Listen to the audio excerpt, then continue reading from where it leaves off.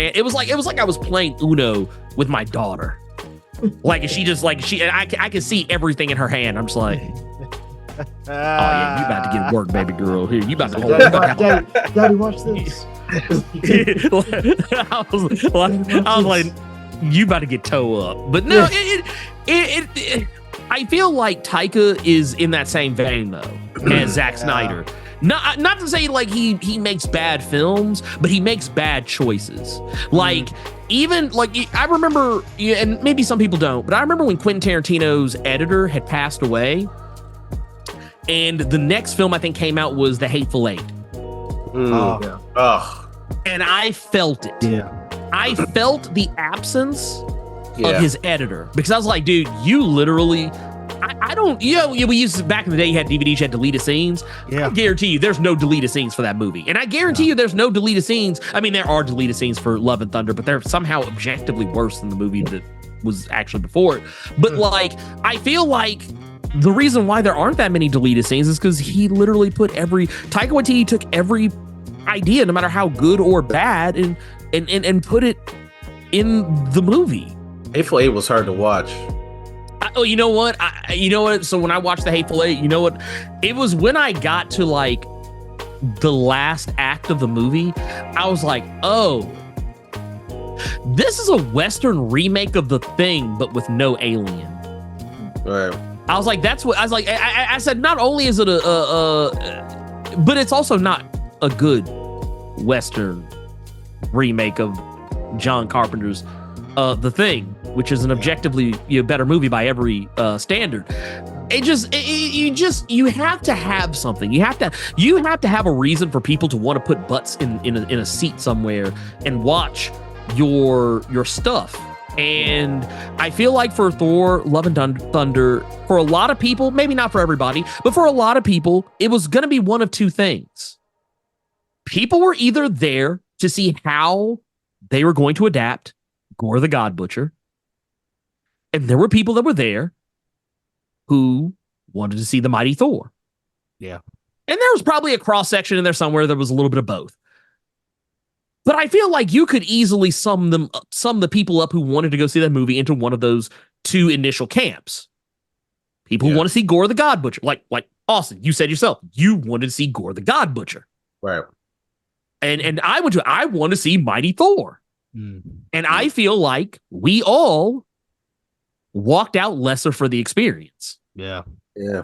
Like none of us got anything. Like it wasn't like it wasn't to the point where we got a lot of the Mighty Thor, but we didn't get enough of the God Butcher. It wasn't we got God Butcher, but we didn't get the Mighty Thor, or we have the actual Thor more than we got anybody else. We all collectively didn't get jack squat. We didn't get anything, bro. That's what I'm saying. We got nothing. We got hoed is what we got. We got Thor's daughter. Yeah. Back and being Thor's daughter, and now they're running together. Man, okay, look, I'm saying my least favorite thing in any popular media. I hate when children are introduced into the scenario, especially children where it doesn't make sense. There you go. Yeah. So the end of Love and Thunder, where you have the whole group of children now fighting all of Gore's people. And it was Echo. Cool. It was Echo before Echo. So bad, It's just a horrible film. The only time I liked them introducing a child to the mix is when Goku and introduced Gohan. Yeah. Well, the thing is, because here's the reason why. Like 40 years ago. Well, no. If there was a plan, though. Right. There was a plan. It was a very clear plan that you're like, oh, okay, we see where this is going. Yeah. But when you like Galen said, if you introduce a child, that's pretty much going to be the death of your show. Usually. The kids had to fight. The whole kids at the fight scene at the end, and I was like, listen, I'm not trying to hate on it to be like, hey, listen, that wasn't kind of funny or it wasn't cool, whatever. Like it was funny, but I feel like that was such a wasted part because you could have had such a serious, epic ending fight between Thor, Mighty Thor, and Gore the God Butcher, and it could have been like amazing because Thor would have been going up against Gore, and he could have been on the ropes, and then you see Mighty Thor come through and, she's like, listen, I'm going to come save you. I know you didn't want me to come, but I have to do what I got to do in order to help. And she ends up dying the whole way. You know what I mean? But you could have taken all of that time you did with these kids and you could have made an epic ending battle that could have at least saved that. Yeah. No, 100%. 100%. Gore was never a threat in like the whole movie. No. Like they said he's a god butcher, but like the only thing you got that actually described him as that was like a couple of quick like screenshots of some of like barely made out gods that he's actually killed. And it's just like, even when he's going up against Thor, there was never really a time where it's like, oh snap, he's going to whoop up Thor. They were always like even the entire movie. So it's like he never was. They should have had a scene where he went to Omnipotent City and broke everyone off like he did in the comic. If they would have had, like, even if I didn't see all of it, like if there would have at least had a scene where like, and this is something they do in a lot of movies, but like you have the one scene where like you don't want to show a lot of violence, so you show the villain having just like done someone in, and you see like a strew of bodies just laid all around. So they let you know. Yeah, it's telling you without telling you. Yeah. But the problem is they didn't do it the correct way. Like personally, I feel like you should have at least shown him at multiple times throughout the movie breaking off more gods. I don't think that, like, honestly, I'm like, dude, who is this guy? Yeah. Like it's a sad day when I, as a guy who am very literate in Gore the God Butcher, I know a lot about Gore the God Butcher. Yeah. Same. And I'm sitting here looking at this character on the screen. I'm going, who is this guy? He didn't live up to his name. No, he doesn't. He's less gods. Than. Right. You're not you need to kill at least 10 gods for you start calling yourself the God Butcher. I'm sorry. Yeah, I'm saying he killed like 2.5. He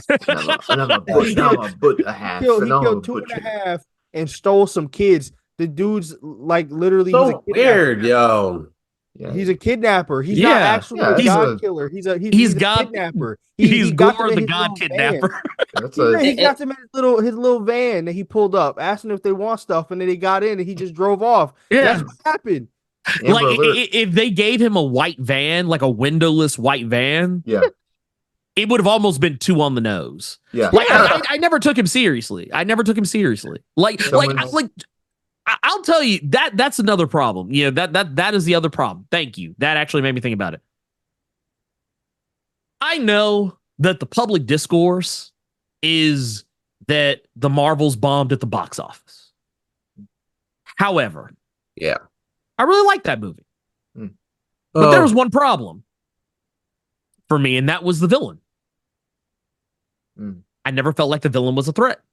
Yeah, largely because technically I was never given a reason to believe.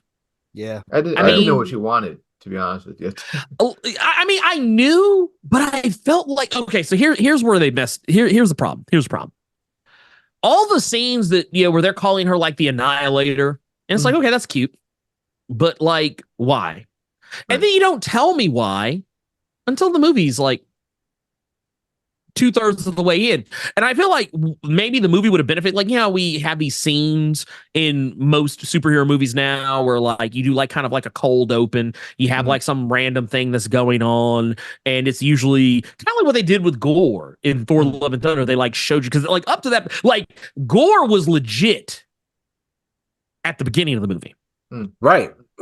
But it's everything after that that's terrible. I feel like what they should have done is they should have given Dar-Benn a scene, that the very scene they show you later in the movie, if they had put that at the beginning of the movie and you see Captain Marvel like running around like murking folks and just blasting like holes in people, like blowing shit up. I guarantee, and then she's got she's got the helmet visor down, so she's got like the yellow glowing eyes, and she looks like straight nightmares. Yeah. But I don't see it till later. So I don't know why I should take this woman seriously, other than the fact that she is constantly ice grilling people. Yeah. Right. It would be great if they did that in the beginning of the movie and from the perspective of the villain. Yeah. You could see what her motivation would have been. Like, I'm going to kill Captain Marvel. Like this is what happened. Show me the scene where Captain Marvel effectively destroys their entire infrastructure, their civilization. They've lost their son. Show me. Don't tell me. Show me. It was a mess. That is storytelling 101. Because beyond all that, like I remember, like because I saw the leaks before the movie came out, so I wasn't surprised by anything I saw when I went to go see the movie. But like I remember like hearing like so much bad press about it, and I was like, oh man, maybe there's something that I'm not seeing here. But I was like, this movie is largely inoffensive. And I thought it oddly funny that when the movie went to video on demand, home video, that like a lot of people's stories were changing in regards to the movie, because it went from being like, oh, it's a box office bomb, it's flop, it's terrible, to I started hearing people say, oh wow, this movie, it's not. Wow, I thought this was supposed to be bad. I thought it was supposed to be the worst movie I've ever seen. It's like, no, it's not. I mean, it's a largely inoffensive movie. It's not the greatest movie I've ever seen. But I mean, and I have a little bias here. I'm a huge fan of Captain Marvel, unironically, no less. But like, I've loved Captain Marvel since she was Miss Marvel. So I love the character of Carol Danvers.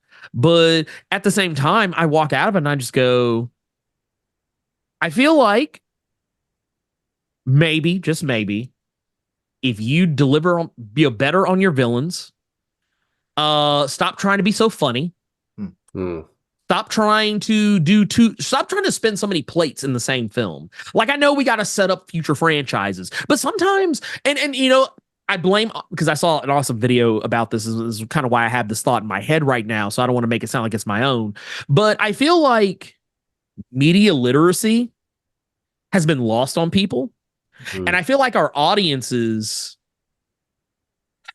they always seem to complain about certain aspects of a story. Oh, you didn't get this across. You didn't get that across. And it's kind of led to studios having to feel like they have to spoon feed shit to people. And that's why there isn't as like, because I saw this being the discourse with Avatar on Netflix. So people saying, oh, well, they just, they didn't have any nuance. They just dumbed it all down and made it, spoon fed. It's because you. It's you're the problem. It's like, because people lack media literacy and don't realize that, when I watch a movie and there's a racist character, I'm going to be mad because this character's racist, and I don't think racist should be depicted in movies. But the thing is, what they don't tell you is that the racist they're mad about is the villain. You're not supposed to like him. He's supposed to be terrible. He's a bad person. This is the point. Right. If you see a movie where there's a person who's like I'll because I don't want to get anyone demonetized, I'll use the term a Mr. Bad Touch. We'll say that. We'll say a Mr. Bad Touch. You're like, well, I don't think that they should put characters like that. Well, it's like, I get it. You're triggered, but and rightfully so. However, this character is not the hero of the story. They're the bad guy. Right. That's kind of the point. Yeah, like, I feel like we've lost media literacy to the point. Honestly, I feel it should be taught in schools. I feel like media literacy should be a course everyone should have to take in school, because I feel like as we have gotten older and newer generations are coming in, they need to just have stuff literally like stamped on their forehead for them to actually get it. And it's to the point now where people are writing the stories and they're writing them so dumbed down because that's the audience that kind of needs it. Yeah. But those of us who don't need it, we don't like it. Between the lines. Right. Yeah. That's what I'm saying. Like you. Oh my God. I remember when, people were like, oh, there's an agenda with, the Marvels, to downplay male superheroes. I was like, it's just three women doing the same shit dudes do.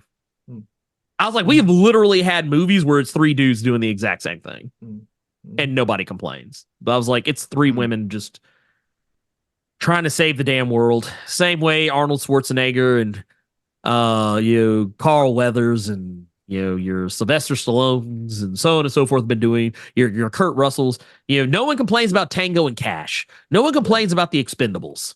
I was like, I was like, there's no agenda there. I don't think enough people watch the Expendables to complain about it. Maybe that's well, I was gonna say Expendables has more problems than it just being a bunch of Expendables is just dumb. Like there's a lot.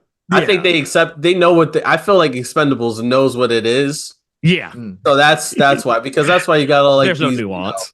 Yeah. Lundgren, you got Sylvester Stallone versus Arnold Schwarzenegger. Like, that's what we all wanted to see with Jean-Claude Van Damme. I mean, that's what we wanted to see. Got it. You know? That's all it is. It's surface level, and there's nothing wrong with that. Yeah. But I feel like we need to, for the sake of the children. For the sake of the children coming after us, will somebody think of the children? I think back. I think this pulls us back into literally the beginning. And write down these titles. It literally just tied full circle. Think about it.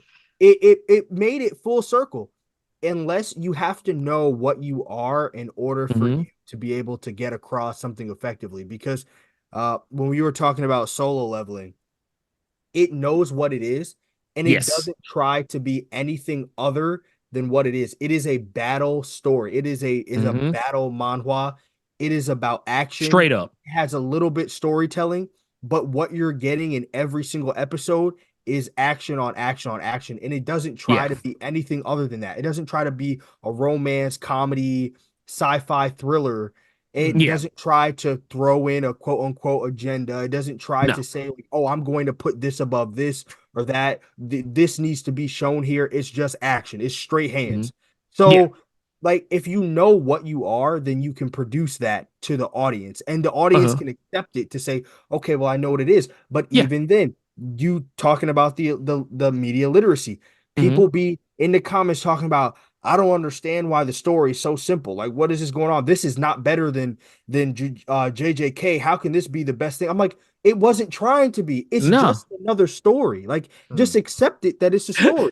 Just accept the story. Chainsaw Man tries harder to be JJK than so. Like, solo leveling. Like, honestly, I don't even think solo leveling is even trying to be like Sword Art Online. I just feel like it's trying to just like. It's the same way, like, 'cause I remember I heard somebody give this criticism about Ninja Kamui, and they said, "Oh, it's stupid. It's got a dumb story." And I was like, revenge stories are never really all that often convoluted. A revenge story is one of the simplest forms of storytelling because it's something everyone can relate to. Yeah, I'm mad at you. You did something to me. Yeah. You did something to me. You took something from me. You took someone from me, and now. I want my lick back. Here's my receipt. It's the most, because anyone, any person, even if you've never lost anything, you can relate to that because in the back of your mind you go, "Oh, you do that to me? Oh yeah, no, we fight." Yeah, it's like John Wick. John Wick ain't trying to be nothing else but you killed my dog. Now I'm killing you. And there's 4 movies and fight scenes. There's 4. Yeah. And a spin-off TV show that I did not watch. What was it called? Hotel Transylvania? What was it? Hotel California, I don't know, something like that. Viva California. It was somewhere. I feel like, you don't, at the end of the day, all your problems with media, I say this all the time. It's the same reason people are complaining about X-Men 97. The trailer.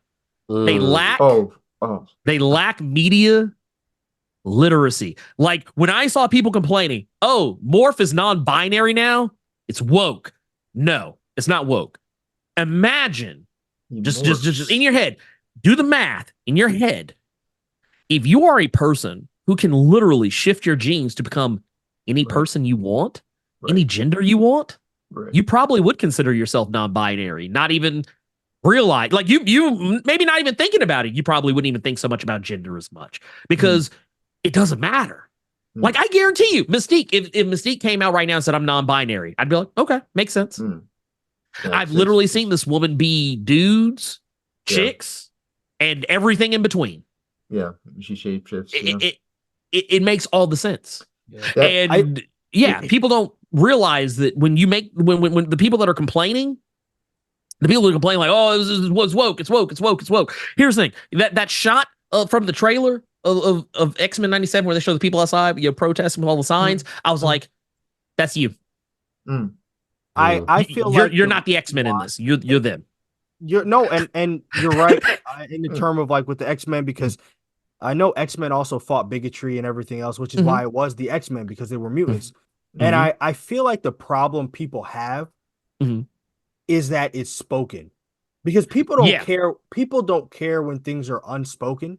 They care when it's spoken, because now it's like, oh, well, I have to care about it. If they never said anything and people were just like, oh, that's what it is, people wouldn't even care, like, oh, whatever. But it's because it's spoken and you say it. They're like, well, why'd you have to change it? It's not my X-Men. Nobody cared. And they go on with it. But here's the people were also mad. They're like, they stole Rogue's butt.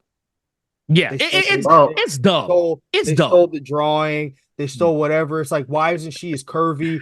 Why isn't she as this or that? And I'm sitting here like, bro, listen, you can pick to be mad at that, or you could pick to be mad at something else.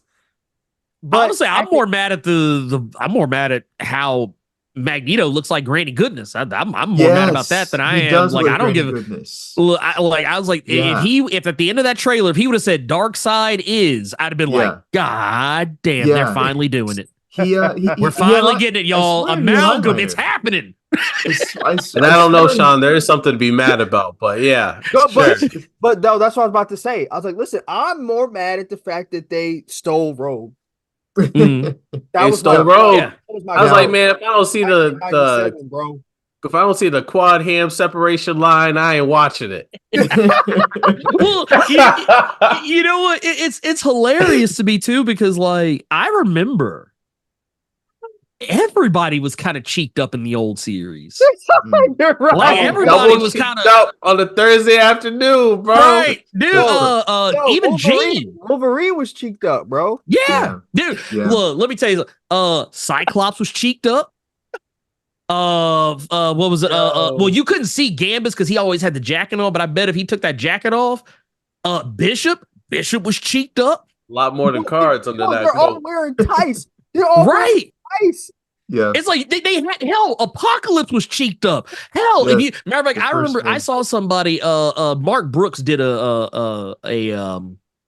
his own rendition of that scene with Rogue where she's laying on the ground in front of Apocalypse, and like there were a lot of people saying like, man, you should do a reverse of it where it's Rogue standing up before, and then like Apocalypse is laying on the ground like cheeked up, and like and I think I remember him saying he was probably going to do it, but like it was just hilarious to me because. I was like, man, I feel like everybody's mad that, this thing and that thing. And like you say, yeah, it's when it's spoken. It's when it's spoken. And that's where the media literacy comes into play. Because if they had it, they wouldn't care. Like, I mean, and even for the people like, oh, they changed this, they changed that. And it's like, or people acting like, oh, I don't see why, sexuality and gender matters on this cartoon. They never focused on those things in the old cartoon. Yes, they did. Gambit stayed trying to get in Rogue's cheeks. Yeah. Cyclops and Wolverine stayed trying to get in Jean's cheeks. Trying to go at Jean Grey. Right? Hell, Beast had a little young thing that was that he got a little sweet on. I think this was in the second season. Let's not sit here and hell, Xavier. He was trying to get him on Moira. Let's not sit here and act like these folks were out here, trying to get cheeks.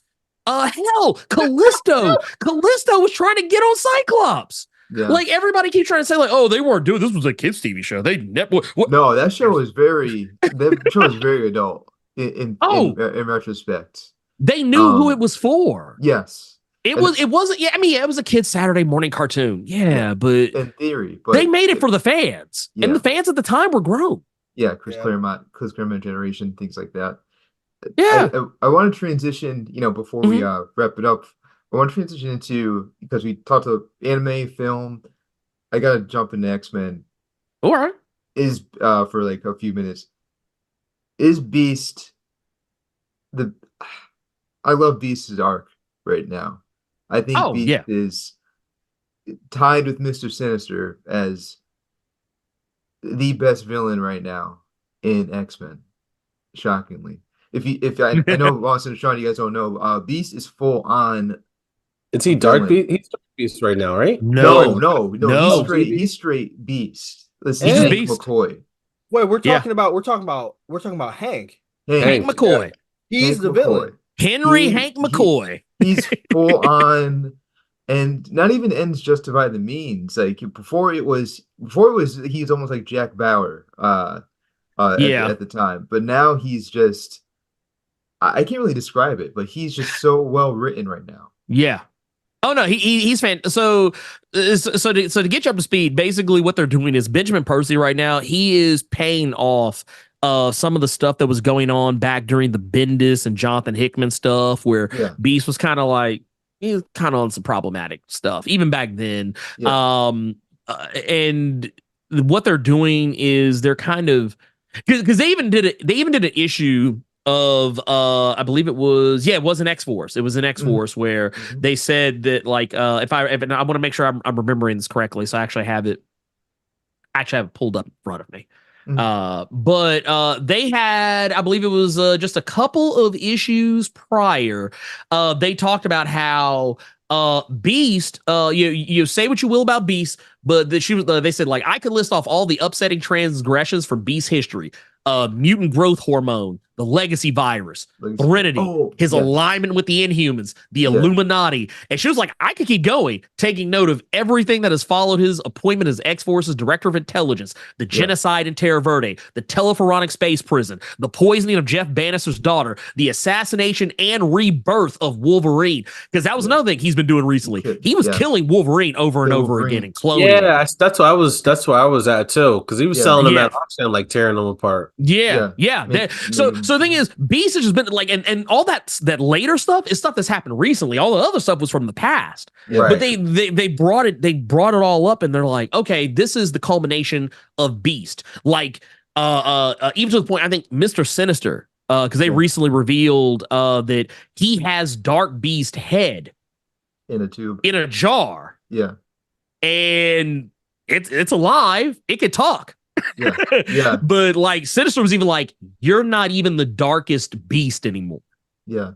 Dang. He was like, Hank McCoy has outdone you. Yeah. Like he has literally outdone you. Yeah. And that's where we're at right now with Beast, where like he was cloning himself over and over and over again so he could have henchmen who thought just like him. Yeah. And keeping brainless versions of Wolverine. They're basically like Weapon X Wolverine.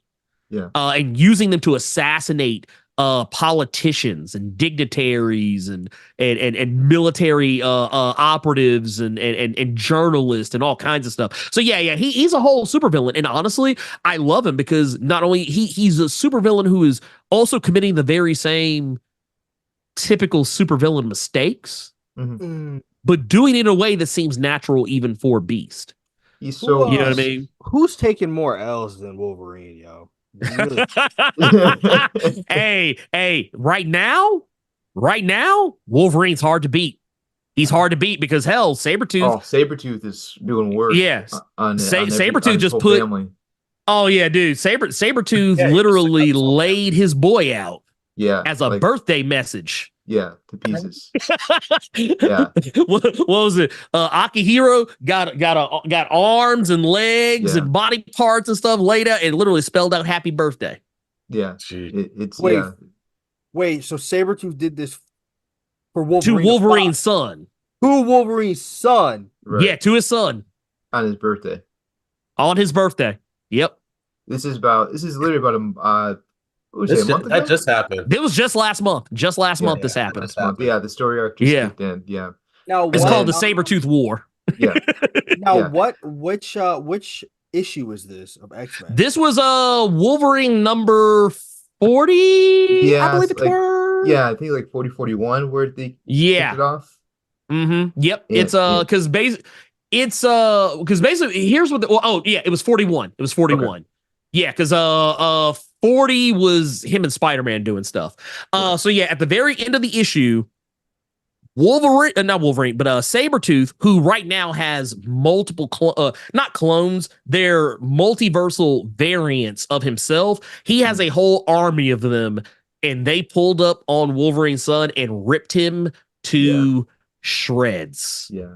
And laid him out in the ice cold snow with all of his limbs and body parts and the limbs of some random other people, and literally spelled out "Happy Birthday" at the end of the issue. Wild. Yeah. And his daughter, Laura Kinney, formerly known as X-23, she got her jaw ripped out, tongue too. Tongue too, for that matter, by a female version of Sabretooth. Yeah. Now this is Wolverine issue what? 41. So is there a specific name for it, or just it's called it's called the Sabretooth War. Yeah. It's called the Sabretooth War. Part 1, Part 2, things like. I mean, I think Part 4 comes out tomorrow. Actually, it'll be this Wednesday. Wednesday. Yeah, sorry. It's a 10-part story arc celebrating the anniversary of Wolverine. Yeah, because this year he turns 50, I believe. Oh, wow. As a character. Wow. I'm trying to find it right here. It's good. It's good. I'm gonna tell you right now. And I know we talked a good bit about anime, but one thing I will definitely say to people about American comics now, a lot of the criticisms are valid about American comics. I will not argue them whatsoever, except for one. There's only one that I will argue, and it's that right now comics are better today than they've been in a long time. Some of the stories that are being told are fantastic. And there's something for everybody. There is like if you're a person who's like, man, well, I don't like American comics because it's always about superheroes. I can point you to dozens of comics that don't have shit to do with superheroes that are legitimately good Eisner award-winning comics. One of my personal favorites is Bitter Root. Not about superheroes at all. Literally about a black family killing supernatural demons and monsters in the 1940s. Or 1920s, 30s, and 40s. I can't get over how consistently well done they've been writing Sinister right now. Oh yeah, well, Aaron Gillen loves it. Yeah, you can tell, especially because, with this new Enigma. Yes, or in the last issue, Rise of X. Oh, we have Rise of the Powers of yeah. Aaron Gillen has a special love for Sinister that a lot of people don't realize. Go back and read his Regenesis arc. That was the day I learned Aaron Gillen loves Mr. Sinister. Yeah, he's so entertaining right now. I mean, he's such an entertaining character. Well, let's let's transition to spend the last few minutes on our death battle. There it is. Oh boy! And we're going historical figure for the next short few minutes versus Spider-Man. So Abraham Lincoln versus the most honest man in history, the abolisher of slavery, right? Friendly neighborhood Spider-Man. Right? Can we call him the abolishing Abraham Lincoln? Like give him have the amazing Spider-Man, you have the abolishing, the abolishing Abraham. Now we're gonna give Lincoln his axe. We'll give him his axe. So got that. His wooden teeth. Isn't that George Washington, ain't it? Or they all had wooden teeth. They probably all had wooden teeth. He's got his hat. How about this? How about his hat has like epic weapons in it? I don't think he needs it, bro. I don't think he needs it. His axe. I'm gonna tell you all he needs. When he throws the axe, that's just like Mjolnir. He just puts his hand and it comes right back. Just catch it. Okay, so let's give him the super axe. Like it comes back like Mjolnir. Like it's like Kratos' axe. There you go. Listen, like he doesn't even need any special powers because it's Spider-Man versus slavery, the ending of slavery. Can Spider-Man beat slavery's end? That's the death battle. Probably not. Can Spider-Man abolish slavery? That's the death battle.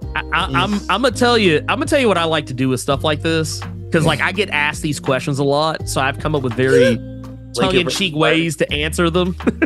It's like, oh man, what would you do if so-and-so fought so-and-so? I'd be like, well, this was what would happen, and it would not be a fight. This is how it goes down. Spider-Man gets teleported back into the past, to the time of Abe Lincoln, and he lands because he comes out of this portal, and he ends up falling into like a puddle of mud, splashes the mud on Abe Lincoln, Stacey Adams, and he's like, hold on there, you just disrespected my shoes. And he's like, I was getting ready to go abolish this slavery, but now I see I have to teach you a lesson. Abolish you. He's like, I have to abolish you now. Spider-Man's like, whoa, wait, you're Abe Lincoln, right? And he's like, as a matter of fact, yes, I am. I am, in fact, honest Abe Lincoln. And he said, look, I can't fight you. You're too important. And I have superpowers. I can't risk being the guy who accidentally killed the man who abolishes slavery. Then I really would be the menace that J. Jonah Jameson believes I am, or used to believe I am. He doesn't believe that anymore, but because growth. And Abe's like, you know what? You recognize the good work I'm about to do? He's like, yes, of course I do. They're going to tell stories about you. You're going to be on the $5 bill and a bunch of other stuff. And he's like, you know what? You know, my son, you go on ahead. I have another pair of these. I have 20 pairs of these at home, actually. These are my walking Stacey Adams. You go on along, and then that's it. That's the end of the story. That's the fight. That's the fight right there. No fight at all. Maybe Spider-Man's just like, you know what? He's like, so are there more of you? Are there more people like you? And he's like, actually, what's funny is that there is, but Miles is black. And it's all because of you. That's what it says. And then it is. So I guess at the end of the day, it feels like a draw.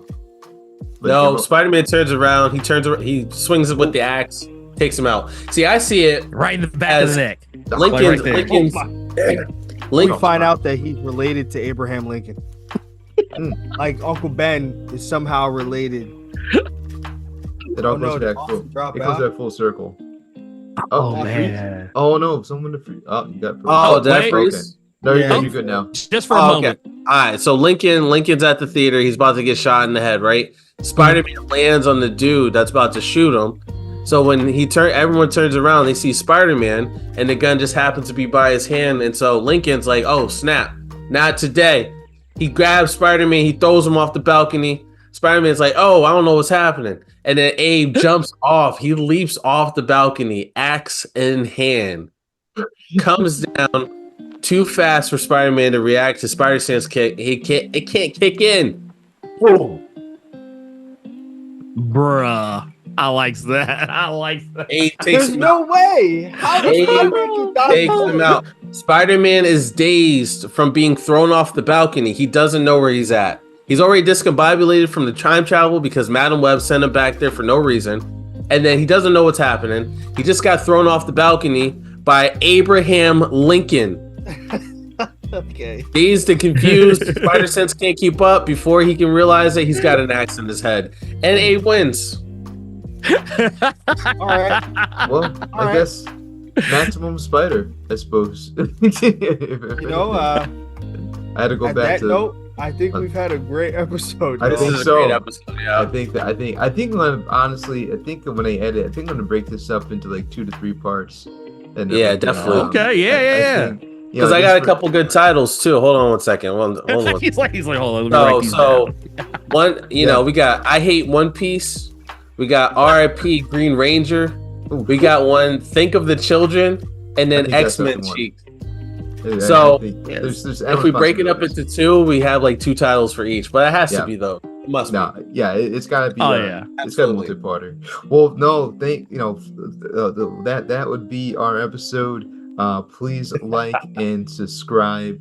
And subscribe. We're trying to catch. We're at 21. We're trying to catch up to 90,000 like already here and everything. So we're trying to play catch up.